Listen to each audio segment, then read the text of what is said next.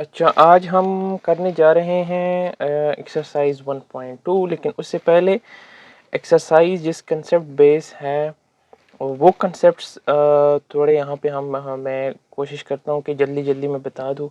आप में से अक्सर को पता भी होगा क्योंकि ये बहुत सिंपल से कंसेप्ट्स है। अम, ये बुक बहरहाल अगर आप में से किसी को बुरा लगा हो, ये बुक मैंने फोल्ड रखा हुआ है, वैसे रखना नहीं चाहिए।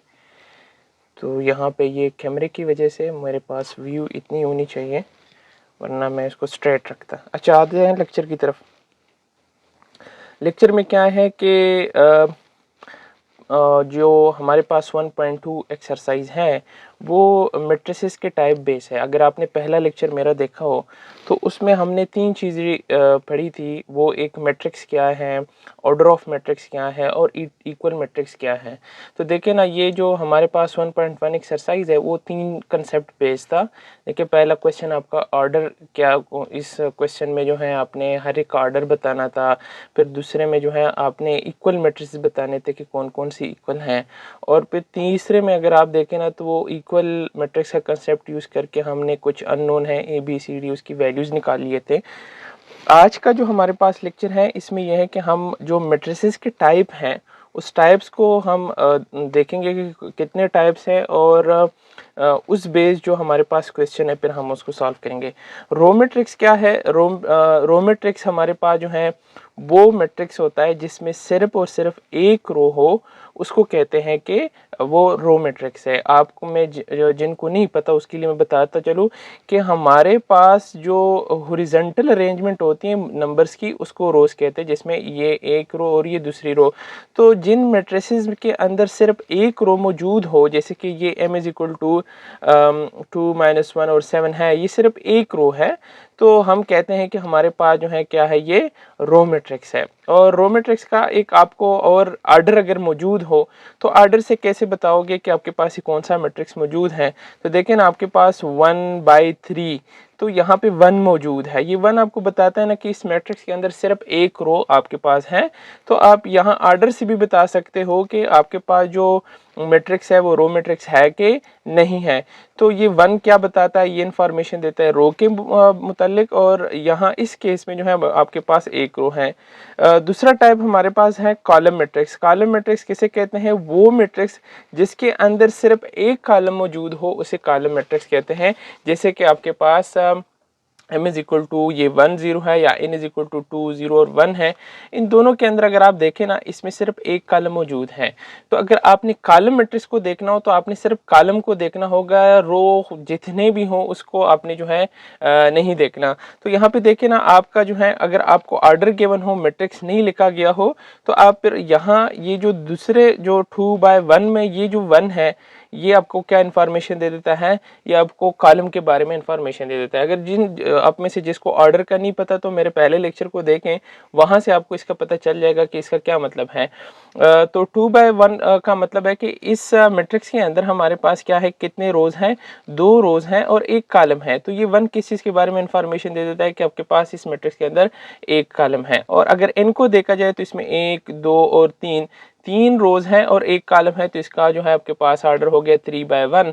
तो यहाँ इस ऑर्डर से भी बता सकते हैं कि आपके पास ये कॉलम मैट्रिक्स है। तो आपने फिर तब रोज को नहीं देखना अगर वहां पे कॉलम मैट्रिक्स का पूछा गया हो।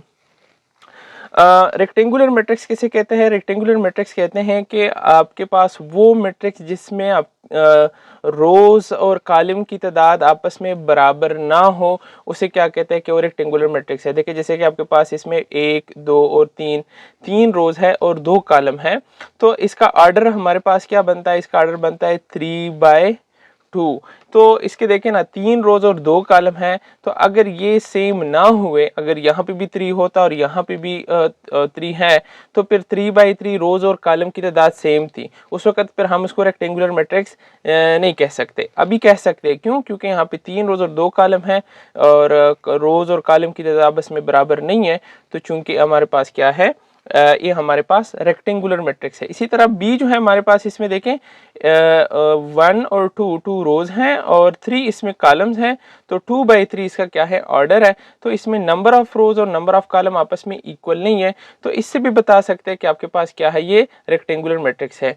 और इस डिफिनेशन को देखते हुए आपके पास जो कॉलम और रो मैट्रिक्स बनते हैं वो भी आपके पास रेक्टेंगुलर मैट्रिक्स देखे बने हुए हैं। देखें इस केस में जरूरी नहीं है कि आपके पास जो है हर रो और कॉलम मैट्रिक्स आपके पास क्या हो, वो आपके पास जो है रेक्टेंगुलर मैट्रिक्स, क्योंकि एक केस ऐसे भी आ सकते हैं ना, जैसे कि एक मैट्रिक्स है जिसके अंदर सिर्फ एक एंट्री है, तो देखिए इसमें एक रो और एक कॉलम है, तो उस केस में आपके पास क्या होता है, एक रो और एक कॉलम, नंबर ऑफ रोज और नंबर ऑफ कॉलम इक्वल हैं।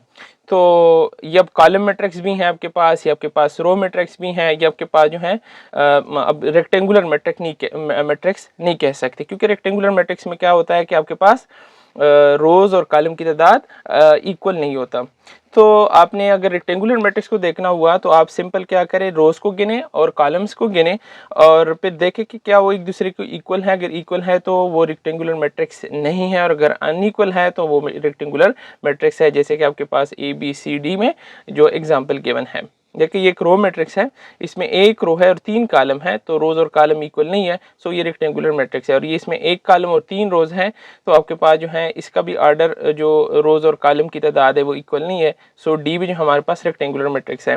स्क्वायर मैट्रिक्स में क्या है, स्क्वायर मैट्रिक्स वो मैट्रिक्स होता है जिसमें रोज और कॉलम की तादाद इक्वल होता है। जैसे कि इसमें 2 रोज हैं और 2 कॉलम हैं, तो रोज और कॉलम की तादाद जो है आपस में इक्वल है, सो इसीलिए ये हमारे पास स्क्वायर मैट्रिक्स है। और इसमें भी अगर आप देखा जाए ना, आपके पास जो रोज की तादाद है और कॉलम्स की तादाद है वो इक्वल है, तो इसी वजह से ये भी हमारे पास क्या है, ये हमारे पास एक स्क्वायर मैट्रिक्स है। इसमें देखें ना, आपके पास देखें इसमें एक रो और एक कॉलम है, इसका ऑर्डर 1 by 1 है, तो ये हमारे पास क्या है, स्क्वायर मैट्रिक्स है। नल मैट्रिक्स किसे कहते हैं, वो मैट्रिक्स जिसमें सारी एंट्री 0 की इक्वल होते हैं, तो उसको हमारे पास उसको क्या कहते हैं कि वो हमारे पास नल या जीरो मैट्रिक्स है। जैसे कि सारे आपके पास जीरो या नल मैट्रिक्स है, और इसको हम रिप्रेजेंट किस चीज से करते हैं, उसको हम O से रिप्रेजेंट करते हैं मैट्रिसेस में।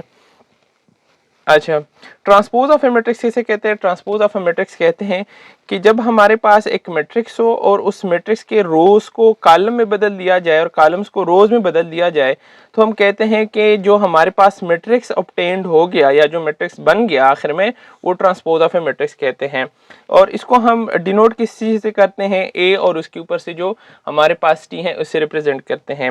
एक मतलब फिर सुनो, जब हमारे पास क्या होता है, रोज को हम बदल ले कॉलम्स में और कॉलम्स को बदल दे रोज में, तो जो नया मैट्रिक्स हमें ऑब्टेन्ड हो जाता है या नया मैट्रिक्स बन जाता है, उसे ट्रांसपोज ऑफ ए मैट्रिक्स कहते हैं।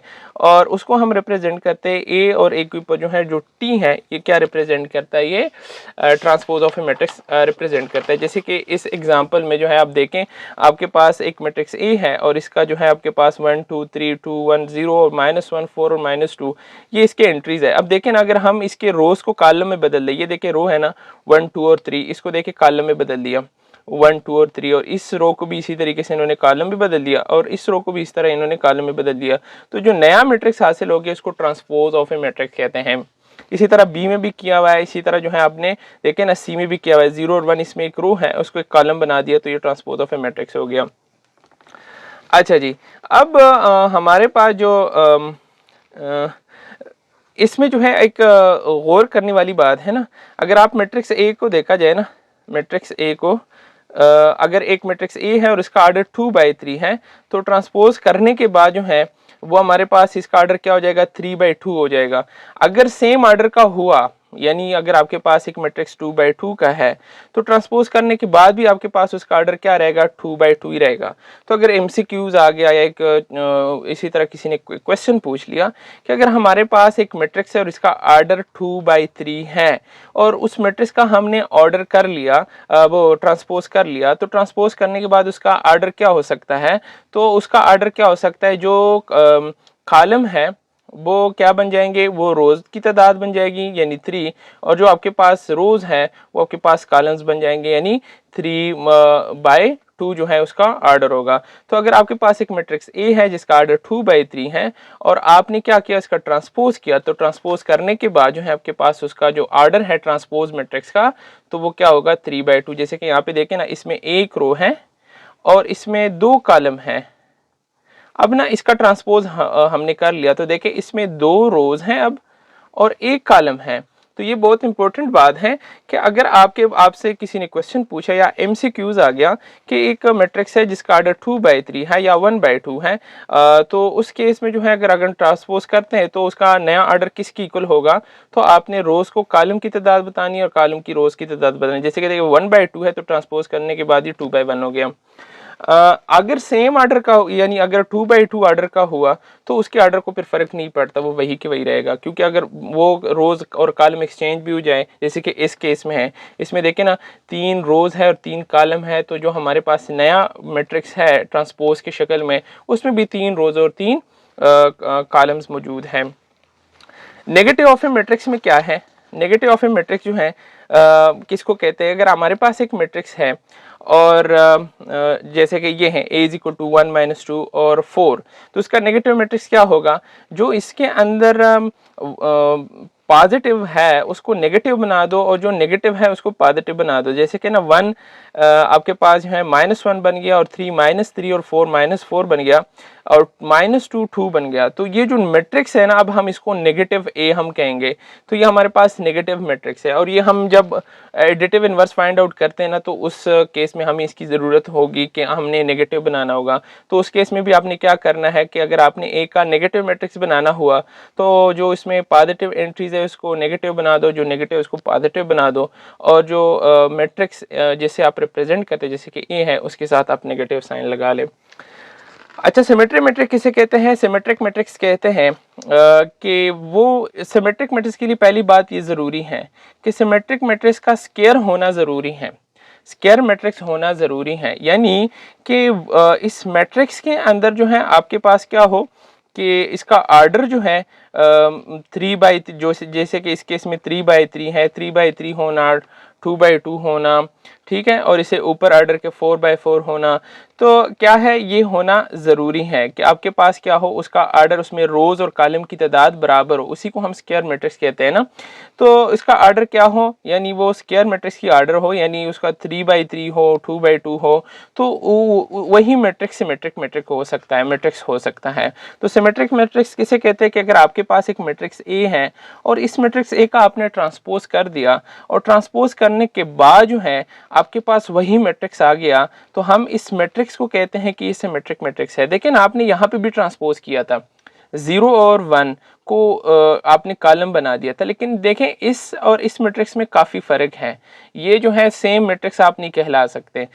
तो इसीलिए ये सिमेट्रिक मैट्रिक नहीं हो सकता, मैट्रिक्स नहीं हो सकता। तो अगर हमारे पास लेट्स सपोज एम एक मैट्रिक्स है और देखें इसका हम रोज़ को कॉलम और कॉलम को रोज़ में बदल देते, देखिए इसको हम ये रो को हम कॉलम में बदल देते, देखें हम ट्रांसपोज कर रहे हैं ना, तो इस रो को कॉलम में बदल दें, फिर इस रो को कॉलम में बदल दिया और फिर इस रो को कॉलम में बदल दिया, अब आपके पास ही नया मैट्रिक्स बन गया। तो अब देखें ना, ऊपर आपके पास जो मैट्रिक्स है ये वाला m और ये जो ट्रांसपोज ऑफ m है, इन दोनों को देखें इसमें कोई फर्क नहीं है, यानी ट्रांसपोज करने के बाद भी वही मैट्रिक्स आ गया। तो इसलिए हम कहते हैं कि ये जो m वाला मैट्रिक्स है इसको सिमेट्रिक मैट्रिक्स कहते हैं। इसको क्या कहते हैं, सिमेट्रिक मैट्रिक्स कहते हैं। अच्छा जी, अगर यहाँ पे देखें ना, इसमें दूसरे जो एग्जाम्पल इन्होंने दिए, देखिए इसके रो को जो है कॉलम में बदल दिया, फिर इसके जो आपके पास रो है इसको कॉलम में बदल दिया और फिर इस रो के कॉलम में बदल दिया।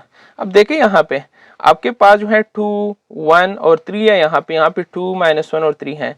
अब देखिए यहाँ पे आपके पास वही मैट्रिक्स नहीं आया, यहाँ पे एग्जैक्ट वही मैट्रिक्स आया हुआ है आपके पास, ट्रांसपोज करने के बाद भी वही मैट्रिक्स आ गया, लेकिन यहाँ इस केस में आपके पास वही मैट्रिक्स एग्जैक्ट नहीं आ रहा। तो इसलिए हम कहते हैं ना कि ए हमारे पास जो है, देखें transpose of A not equal to A, तो आपके पास जब ट्रांसपोज करने के बाद वही ए वाला मैट्रिक्स नहीं आया, यानी ये वाला मैट्रिक्स नहीं आया, सो आपके पास ए जो है ये सिमेट्रिक मैट्रिक्स नहीं हो सकता, hence A is not a symmetric matrix.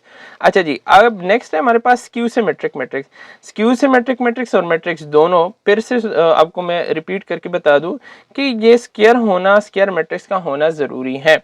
अच्छा, स्क्यू सिमेट्रिक में क्या होता है कि अगर आपके पास मैट्रिक्स है एक मैट्रिक्स है और आपने इसका ट्रांसपोज कर लिया और ट्रांसपोज करने के बाद आपके पास वही आंसर आया लेकिन उसके साइन चेंज है एंट्रीज की, तो हम कहेंगे कि हमारे पास क्यू सिमेट्रिक मैट्रिक्स है।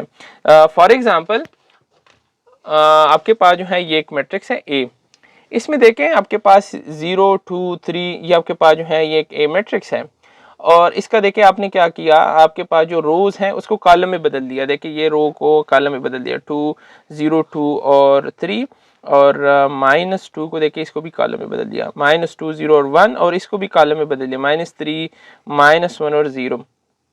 अब देखिए ये आपके पास जो है वही मैट्रिक्स तो है, देखिए ये वही मैट्रिक्स तो है, यहाँ पे भी 0, यहाँ पे 2, यहाँ पे 3 2, लेकिन देखिए जहाँ ए वाला मैट्रिक्स है इसमें जो जहाँ पे पॉजिटिव एंट्रीज आई है यहाँ ए ट्रांसपोज में वहाँ पे नेगेटिव एंट्रीज है, यानी साइन इसकी चेंज आए हुए हैं। यहाँ पे जो पॉजिटिव हो यहाँ पे नेगेटिव है, यहाँ पे जो नेगेटिव हो यहाँ पे पॉजिटिव है। देखें यहाँ पे 2 नेगेटिव है तो यहाँ पे 2 पॉजिटिव है, यहाँ पे 3 नेगेटिव है तो यहाँ पे 3 पॉजिटिव है। तो देखें अगर हम इसमें से माइनस को बाहर निकाल ले, देखें इसमें से ये माइनस साइन को ना अगर बाहर निकाले, अगर आपने इसी तरह ना माइनस बाहर निकाल लिया ना तो वो सब एंट्रीज में से वो माइनस साइन बाहर हो जाएगा, यानी ये ईच में से ये माइनस आपने बाहर कर दिया। तो देखिए यहाँ से अगर आप माइनस बाहर करते हो, 0 तो माइनस और प्लस हो नहीं सकते तो इसलिए इसके साथ हम कोई साइन नहीं लगाते। लेकिन -2 में से अगर माइनस साइन बाहर करते तो देखिए 2, मैं क्या कह रहा था कि यहाँ पे देखें -2 से जब -2 से जब हम क्या निकालते हैं, देखें माइनस को निकालते तो देखें यहाँ पे 2 रह जाता है, यहाँ -3 में से माइनस को बाहर करो तो 3 रह जाता है और 2 में से माइनस को बाहर करो ना तो देखिए यहाँ पे -2, क्योंकि अगर यही माइनस आप दोबारा यहाँ पे मल्टीप्लाई कर लेते हो तो क्या बन जाता है, +2 बन जाता है ये वाला, सही है। और इसी तरह -1 में से अगर माइनस बाहर करे तो +1 रह जाता है। तो देखें ना आपके पास जो है माइनस को कॉमन करने या माइनस को बाहर निकालने से आपके पास हुआ क्या कि आपके पास देखिए अब ये वाला मैट्रिक्स बन गया, वही मैट्रिक्स बन गया। तो इस पूरी की जगह देखिए इन्होंने ए लिख दिया और ये माइनस साइन लगा दिया। तो आपके पास क्या हुआ कि ट्रांसपोज करने के बाद आपके पास वही मैट्रिक्स तो आया लेकिन उसके साइन चेंज है। तो अगर ये नेगेटिव साइन आप मल्टीप्लाई करते हो ना इस ए के साथ तो देखिए ना जो पॉजिटिव है वो नेगेटिव हो जाएंगे, जो नेगेटिव है वो पॉजिटिव हो जाएंगे। जो ए मैट्रिक्स में क्या है, ए मैट्रिक्स के अंदर जो आपके पास पॉजिटिव हैं वो इसमें नेगेटिव होंगे और जो इसमें नेगेटिव है उसमें पॉजिटिव होंगे। डायगोनल मैट्रिक्स की तरफ आते हैं तो डायगोनल मैट्रिक्स किसे कहते हैं, अच्छा और इसको क्या कहते हैं, स्क्यू सिमेट्रिक मैट्रिक्स कहते हैं। डायगोनल मैट्रिक्स में क्या है, डायगोनल मैट्रिक्स कहते हैं कि आपके पास डायगोनल मैट्रिक्स भी पहली बात है कि ये स्क्वायर होना जरूरी है, स्क्वायर मैट्रिक्स होना जरूरी है। तो उसमें क्या हो कि आपके पास इसको प्रिंसिपल डायगोनल भी कहते हैं, इसको प्रिंसिपल डायगोनल भी कहते हैं। तो ये प्रिंसिपल डायगोनल के ऊपर जो है अगर आपके पास क्या हो कोई कम से कम एटलीस्ट एक नॉन जीरो डिजिट मौजूद हो, नॉन जीरो डिजिट से मतलब कि जीरो के अलावा कोई डिजिट मौजूद हो और बाकी जो है नॉन डायगोनल एंट्रीज, देखिए ये डायगोनल एंट्रीज हैं, ये डायगोनल एंट्रीज हैं और इसके अलावा जो एंट्रीज मौजूद है उसको नॉन डायगोनल एंट्रीज कहते हैं। जो यहाँ मैट्रिक्स के अंदर होते हैं इसको एलिमेंट या एंट्रीज कहते हैं। तो जो आपके पास प्रिंसिपल डायगोनल के ऊपर वो नॉन जीरो डिजिट मौजूद है, ठीक है, ये यहाँ पे नॉन जीरो डिजिट कम से कम एक होना जरूरी है। जरूरी नहीं कि आपके पास ये तीनों की तीनों नॉन जीरो हो, इसमें से अगर कम से कम एक भी नॉन जीरो डिजिट हो गया प्रिंसिपल डायगोनल के ऊपर तो आपके पास, और बाकी आपके पास जीरो हुए तो उसको हम कहते हैं कि हमारे पास क्या है, ये डायगोनल मैट्रिक्स है। तो देखिए यहाँ पे आपके पास ये आपके पास डायगोनल एंट्रीज है ये प्रिंसिपल डायगोनल के ऊपर और नॉन डायगोनल एंट्रीज आपके पास सारे जीरोस हैं तो ये आपके पास डायगोनल मैट्रिक्स है। इसमें देखें ना सिर्फ ये दो आपके पास क्या है, ये आपके पास ये दो जो है नॉन जीरो डिजिट है प्रिंसिपल डायगोनल के ऊपर, बाकी आपके पास जीरो है। ये तीनों को देखें ना, ये तीनों आपके पास क्या है 3/3 यानी 3 रोज और 3 कॉलम है तो स्क्वायर मैट्रिक्स है। डायगोनल मैट्रिक्स के लिए स्क्वायर होना जरूरी है तभी आपके पास ही प्रिंसिपल डायगोनल बनेगा। अच्छा जी, यहाँ पे देखें ना ये 2/2 ऑर्डर के हैं, 2 रोज और 2 कॉलम है, ये भी स्क्वायर है। तो देखें ना यहाँ पे आपके पास डायगोनल के ऊपर नॉन जीरो डिजिट्स मौजूद हैं, यहाँ पे भी मौजूद हैं।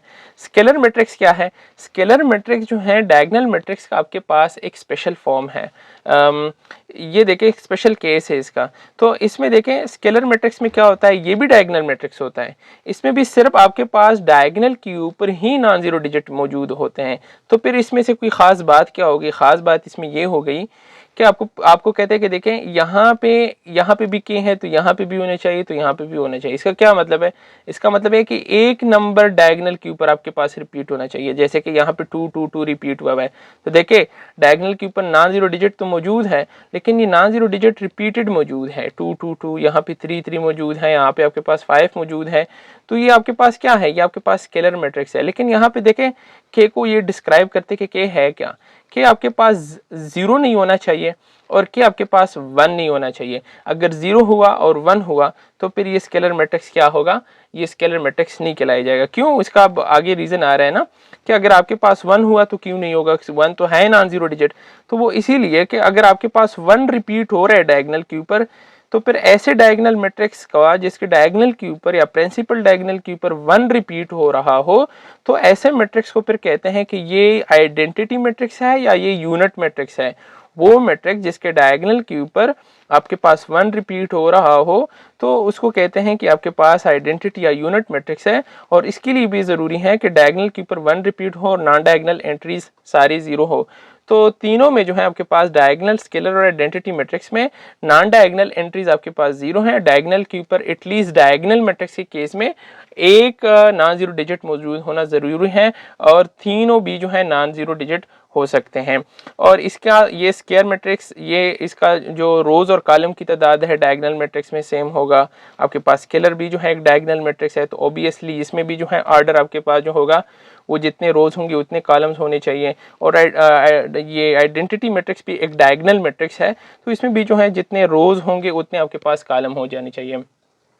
तो ये हमारे पास थे कोई 12 अकसाम थे। देखें हमने 12 अकसाम पढ़ लिए। एक किस्म हमारे पास कौन सी थी? अगर यहाँ से देखें, हमने रो मैट्रिक्स को जो है पढ़ लिया कि रो मैट्रिक्स किसे कहते हैं, कॉलम मैट्रिक्स, रेक्टेंगुलर मैट्रिक्स और स्क्वायर मैट्रिक्स, नल या zero matrix, transpose of A matrix. और उसके बाद जो है हमारे पास थी नेगेटिव मैट्रिक्स किसे कहते हैं, symmetric matrix, Q symmetric, diagonal, scalar और आइडेंटिटी मैट्रिक्स। अब आते हैं ना, इसी के ऊपर एक्सरसाइज हम कर लेते हैं। या अगर आपको इन 12 अकसाम की पता है, जैसे कि पहले एक्सरसाइज के लिए आपको 3 चीज़ों का पता होना ज़रूरी था, इस एक्सरसाइज को सॉल्व करने के लिए इन 12 अकसाम का आपको पता होना चाहिए। मैट्रिक्स की ये 12 टाइप्स आपको पता हो तो आप इसको सॉल्व कर सकते हैं। इसमें पूछा है आपसे कि from the following matrix identify unit matrices, row matrices, column matrices and null matrices. कितने मैट्रिक्स आपको यहाँ आइडेंटिफाई करने हैं? 1 2 3 और 4। यानी आपने देखना है कि इसमें से कौन सा यूनिट मैट्रिक्स है, कौन सा रो है और कौन सा कॉलम है और कौन सा नल है। जिसमें सारी एंट्री जीरो हो, तो आपने थोड़ी देर पहले पढ़ा कि वो आपके पास नल मैट्रिक्स है। तो ये आपके पास जो है ए जो है आपके पास, ये आपके पास नल मैट्रिक्स है। ए आपके पास नल मैट्रिक्स है। अच्छा, बी में देखें ना, एक रो है तो बी आपके पास क्या है? ये आपके पास रो मैट्रिक्स है। सी जो है आपके पास देखें, इसमें एक कॉलम है तो ये आपके पास कॉलम मैट्रिक्स है।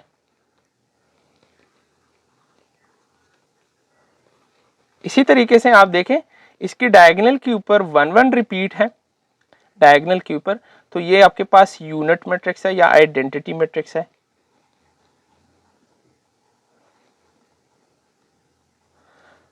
ये भी देखें ना, इसका एंट्री एक एंट्री है और वो भी आपके पास जीरो है, तो ये भी आपके पास नल मैट्रिक्स है।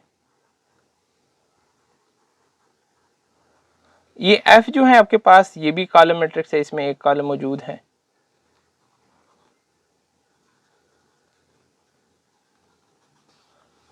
अच्छा जी, अब आप में नेक्स्ट में आपसे पूछ रहा है कि फ्रॉम द फॉलोइंग मैट्रिसेस, ये भी इसी तरह का एक सवाल है।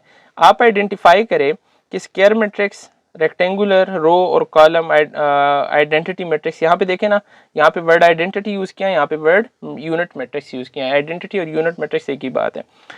नल मैट्रिक्स, तो देखें आपके पास जो रेक्टेंगुलर मैट्रिक्स का भी उन्होंने पूछा हुआ है, तो देखें आपके पास जो पहला है ये आपके पास बी है। यानी बी से क्या मतलब है? बी से मतलब है कि रेक्टेंगुलर मैट्रिक्स है। देखिए इसमें रोज कितने हैं? 2 हैं और कॉलम 3 है, तो रोज और कॉलम की तादाद बराबर नहीं है, तो ये आपके पास बी यानी रेक्टेंगुलर मैट्रिक्स है। यहाँ देखिए इसमें सिर्फ एक कॉलम मौजूद है, तो ये आपके पास डी है और ये कॉलम मैट्रिक्स है। यहाँ पे तीसरे को देखें ना, इसमें 2 रोज और 2 कॉलम है, तो आपके पास ये स्क्वायर मैट्रिक्स है, तो ये आपके पास ए है। अगले को देखें, ये आपके पास देखें ना, इसमें डायगोनल के ऊपर वन वन रिपीट है, तो यहाँ पे उन्होंने आइडेंटिटी मैट्रिक्स का भी पूछा है। तो ये जो है हमारे पास कौन सा मैट्रिक्स हो गया, आइडेंटिटी तो होते सारे स्क्वायर मैट्रिक्स है, तो इसीलिए हमारे पास ये क्या है, ये आइडेंटिटी ई मैट्रिक्स है। यहाँ पे जो है हमारे पास क्या है, यहाँ पे देखें 2 रोज 3 रोज और 2 कॉलम मौजूद हैं, तो इसीलिए इसमें रोज और कॉलम की तादाद बराबर नहीं है, तो ये हमारे पास रेक्टेंगुलर मैट्रिक्स है। अच्छा, आप में से किसी एक के जहन में ये भी आ रहा होगा कि यहाँ पे तो रोज़ और कॉलम की तादाद बराबर थी, उसको स्क्वायर मैट्रिक्स भी कह सकते हैं। हाँ, कह सकते हैं, लेकिन फिर वो जो आपके पास आइडेंटिटी मैट्रिक्स का डिफिनीशन है, तो उसमें फिर ये 2x2 मैट्रिक्स में ये खासियत है कि इसके नॉन डायगनल जो एंट्रीज़ है वो ज़ीरोज़ हैं, और जो डायगनल की एंट्रीज़ है वो 1 1 है, और ये एक स्पेसिफिक केस है डायगनल मैट्रिक्स का, जिसको हम आइडेंटिटी मैट्रिक्स कहते हैं। तो फिर इसको आइडेंटिटी मैट्रिक्स करना ज़्यादा बेहतर है, और ये आइडेंटिटी मैट्रिक्स है। और आपको ये भी लेक्चर में शुरू में बता दिया कि identity matrix, diagonal matrix, symmetric matrix, Q symmetric matrix और स्केलर मैट्रिक्स, ये सारे आपके पास स्केलर होना वो होना ज़रूरी है, स्क्वायर होना ज़रूरी है, यानी उसमें रोज़ और कॉलम की तादाद का बराबर होना ज़रूरी है। अच्छा जी, इसमें देखें ना, इसके आपके पास क्या है, इसमें सिर्फ एक रो है, तो जो फोर्थ है ये आपके पास क्या बनता है, ये आपके पास रो मैट्रिक्स सी बनता है। अच्छा, सिर्फ इसमें एक कॉलम मौजूद है, तो इसमें जो है हमारे पास क्या है, अच्छा, अगर आप में से किसी के जहन में आ रहा हो ना कि ये इसको आइडेंटिटी मैट्रिक्स क्यों नहीं कह रहे, देखें आइडेंटिटी मैट्रिक्स के लिए पहली बात ये होना ज़रूरी है कि इसका आर्डर जो है रोज़ और कॉलम की तादाद क्या हो, वो बराबर हो, जितने रोज़ हो उतने कॉलम। इसमें देखें 3 रोज़ हैं और 1 कॉलम है, तो बस यहाँ पे ही छोड़ दे कि ये आपके पास क्या है, ये आपके पास का ये, अगर आप में से किसी के जहन में ये आ रहा हो कि ये यूनिट आइडेंटिटी मैट्रिक्स क्यों नहीं है, तो इसके रोज़ और कॉलम की तादाद बराबर नहीं है, वो पहले बराबर होना चाहिए, फिर डायगोनल के ऊपर 1 1 रिपीट होना चाहिए, उसके बाद वो आइडेंटिटी मैट्रिक्स होगा। तो ये आपके पास आइडेंटिटी मैट्रिक्स नहीं है। ये आपके पास कॉलम मैट्रिक्स है, तो ये भी आपके पास हो जाएगा डी। और ये आपके पास देखिए इसमें 3 रोज और 3 कॉलम है, तो ये आपके पास क्या है, ये आपके पास है ए, यानी स्क्वायर मैट्रिक्स, और ये इसके सारी एंट्रीज 0 के बराबर है, तो ये आपके पास है एफ। अच्छा जी, अब नेक्स्ट की तरफ आ जाए ना। नेक्स्ट में आपसे ये पूछ रहा है कि from the following matrices identify diagonal matrix, scalar unit matrix और आइडेंटिटी मैट्रिक्स। तो आपके पास देखें ना, आइडेंटिटी डायगोनल मैट्रिक्स का डिफिनीशन होता है कि आपके पास वो स्क्वायर मैट्रिक्स जिसमें आपके पास जो है डायगोनल की एंट्रीज नॉन ज़ीरो हो और बाकी आपके पास नॉन डायगोनल एंट्रीज ज़ीरो हो। तो देखिए ये भी जो है आपके पास इसी तरह है, इसमें diagonal entries zero, non diagonal जो है नॉन डायगोनल ज़ीरो, डायगोनल जो है आपके पास नॉन ज़ीरो डिजिट्स हैं। इसमें भी वही हो रहा है, डायगोनल की डिफिनीशन पे ये भी पूरा उतर रहा है, ये भी पूरा उतर रहा है, ये भी पूरा उतर रहा है, ये भी पूरा उतर रहा है। तो ए बी सी डी ई ये सारे आपके पास क्या है, ये डायगोनल मैट्रिक्स है। अब वो उसकी तरफ आ जाए, स्केलर की तरफ आ जाए, तो स्केलर मैट्रिक्स वो होता है जिसके आपके पास डायगोनल के ऊपर क्या रिपीट हुआ हो, 1 और 0 के अलावा कोई डिजिट डायगोनल एंट्रीज के ऊपर रिपीट हुआ हो, जैसे कि यहाँ पे 4 है। तो देखें ना, ये आपके पास कौन सा मैट्रिक्स है, ये आपके पास स्केलर मैट्रिक्स है, ये आपके पास स्केलर मैट्रिक्स। यहाँ पे मैं जो है आसानी के लिए कहता हूँ ना कि यहाँ पे डी डायगोनल एस स्केलर और यू जो है यूनिट मैट्रिक्स के लिए कर लेता हूँ। तो ये आपके पास जो है देखिए डायगोनल मैट्रिक्स भी हैं और ये आपके पास जो है स्केलर मैट्रिक्स भी हैं। और इसी तरीके से आपने जो है यहाँ पे देखे तो यहाँ पे नॉन ज़ीरो डिजिट मौजूद है, तो ये आपके पास जो है स्केलर मैट्रिक्स तो नहीं हो सकता, क्योंकि ये 2 रिपीट नहीं है, या -1 अगर रिपीट होता है इस 4 की तरह तो हो सकता था। तो ये सिर्फ आपके पास डायगोनल मैट्रिक्स है। ये आपके पास 1 रिपीट है, तो ये आपके पास यूनिट मैट्रिक्स है। और यहाँ पे क्या रिपीट है, देखें यहाँ पे एटलीस्ट 1 होना चाहिए डायगोनल के ऊपर, तो हमारे पास है, तो ये आपके पास डायगोनल मैट्रिक्स है। और ये देखें ना 5 - 3 से आता है 2 और 1 + 1 से भी आता है 2, तो नॉन डायगोनल एंट्रीज 0 है और डायगोनल एंट्रीज आपके पास रिपीटेड है, तो ये आपके पास क्या होगा, स्केलर मैट्रिक्स होगा। ये हमारे पास हो गया क्वेश्चन नंबर 3। अब उसके बाद आते हैं क्वेश्चन नंबर 4 की तरफ। 4 में क्या करना है, 4 में जो है आपके पास कहते हैं कि negative matrix A B C D E का मालूम करें। तो इसमें सिंपल क्या करना है आपने, इसका नेगेटिव मैं एक कर लेता हूँ आपको, बाकी आप खुद कर सकोगे कि -a अगर आपने मालूम करना हो तो देखें इसका नेगेटिव क्या है, आपने ए के साथ नेगेटिव लगाना है और इस मैट्रिक्स के अंदर जो पॉजिटिव इसको नेगेटिव कर दे और जो नेगेटिव है इसको पॉजिटिव कर दे। जैसे -1 ये पॉजिटिव है, इसको माइनस कर दिया, 0 पॉजिटिव नेगेटिव हो नहीं सकता, और ये आपके पास नेगेटिव है तो इसको पॉजिटिव बना दिया। तो देखिए आपके पास क्या हो गया, ये आपके पास ए का नेगेटिव मैट्रिक्स बन गया। इसी तरह इसका जो 3, 2 और 1 पॉजिटिव है इसको नेगेटिव कर लो और 1 को पॉजिटिव करो, -b लिख ले, तो आपके पास ये नेगेटिव मैट्रिक्स हो जाएगा। इस तरह सी के लिए करना है, डी के लिए भी करना है और ई के लिए भी करना है। Find the transpose of the following matrix. तो इसका जो है आपने ट्रांसपोज को फाइंड आउट करना होगा। ट्रांसपोज को हम किस तरह फाइंड आउट कर लेते हैं, तो इसका ट्रांसपोज हम यू फाइंड आउट करेंगे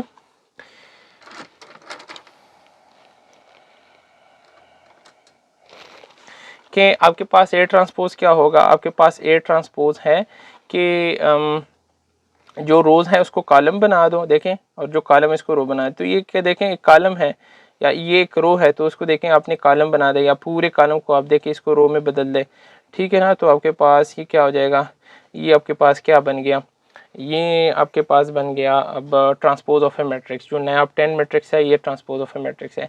और जो मैंने थोड़ी देर पहले कंसेप्ट बता दी थी कि इसका देखें अगर ऑर्डर इसका देखा जाए तो इसमें 3 रोज और 1 कॉलम है, लेकिन इसका ऑर्डर अगर देखा जाए तो ट्रांसपोज करने के बाद जो आपके पास कॉलम्स है वो रोज़ बन जाते हैं, जो रोज़ है वो कॉलम बन जाते हैं। तो देखिए आपके पास इसमें अब ये कॉलम इसमें 1 है, तो इसमें अब रो ए जो है आपके पास 1 हो गया, और इसमें जो कॉलम है वो 3 हो गए। तो इसी तरीके से आपका देखें ऑर्डर चेंज होता है। तो अगर मैट्रिक्स मौजूद ना भी हो और आपको ऑर्डर बता दिया हो तो आप ट्रांसपोज ऑफ मैट्रिक्स का ऑर्डर बता सकते हो उसे। इस तरह इसमें देखें बी ट्रांसपोज किसकी इक्वल होगा, आप जो है 5, 1 और -6 करें तो ये आपके पास ट्रांसपोज ऑफ ए मैट्रिक्स हो जाएगा।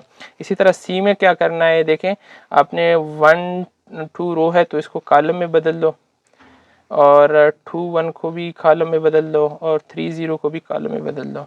तो ये आपके पास जो है क्या बन गया, ये आपके पास ट्रांसपोज ऑफ ए सी बन गया। इसी तरह ट्रांसपोज ऑफ ए डी भी जो है किसकी इक्वल है, ये आपने जो है रो को कॉलम में बदल लें, तो ये देखिए रो को हमने कॉलम में बदल दिया, और इसमें भी जो है रो को कॉलम में बदल दिया। इसमें भी जो है आपने क्या करना है, आप सेम इसी तरह सब में करते जाओ, 2, 3, -4 और 5, ये ट्रांसपोज ऑफ ए मैट्रिक्स है। इसी तरह जो है एफ के लिए भी कर सकते हैं कि आपके पास जो है ये इक्वल है किसके, 1, 2 और 3 और 4, ये देखिए आपके पास जो है ट्रांसपोज ऑफ एफ बन गया। अब नेक्स्ट क्वेश्चन में पूछ रहे हैं ना कि वेरीफाई एफ, अगर आपके पास ए जो है इसकी इक्वल है, बी इसकी इक्वल है, तो फिर ये वेरीफाई करे कि ए का ट्रांसपोज और फिर जो उसमें से आंसर आ गया उसका अगेन ट्रांसपोज करे तो वो ई की इक्वल है, और इसी तरह बी का ट्रांसपोज और अगर आप उसका दोबारा ट्रांसपोज करें तो बी की इक्वल है। तो आइए कर लेते हैं। ए जो है आपके पास ए का अगर हम ट्रांसपोज कर लेते हैं तो देखिए इस रो को कॉलम में बदल दे तो 1, 2 हो जाएगा, और इस रो को भी कॉलम में बदल दे तो ये 0 और 1 हो जाएगा। अब इसका अगर आप ये जो रिजल्ट आया ना इसका हमने अगेन ट्रांसपोज करना है, तो अगेन ट्रांसपोज क्या है कि आप जो है इसी का ट्रांसपोज कर लें। तो देखिए आपने क्या कर लिया, इसका 1 और 0 आ जाएगा, और ये 2 और 1 आ जाएगा। तो देखिए ये आपके पास वापस वही मैट्रिक्स आ गया। तो हैंस वेरीफाइड के आपके पास ए का ट्रांसपोज इक्वल होता है ए का एक ही इक्वल होता है। और इसी तरह ये तरीके से बी के लिए भी आपने करना होता है कि बी का जो है ट्रांसपोज किसी की इक्वल है, बी का ट्रांसपोज इक्वल होता है 1 और 1, 2 और 0 की इक्वल है।